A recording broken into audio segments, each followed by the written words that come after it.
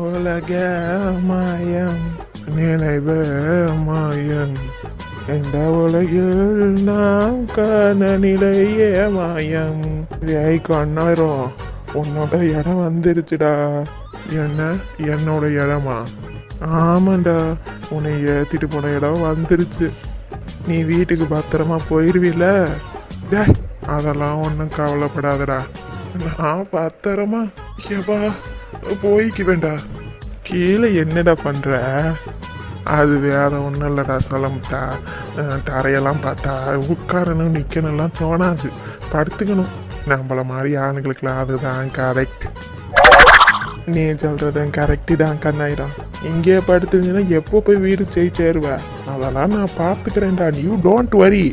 சரி, பார்த்து பத்திரமா வீட்டுக்கு போயிட்டு போன பண்ணு. நீ ஃபஸ்ட்டு ஒழுங்கா வீட்டுக்கு போய் சேருடா. என்னைய சொல்ல வந்துட்டான்.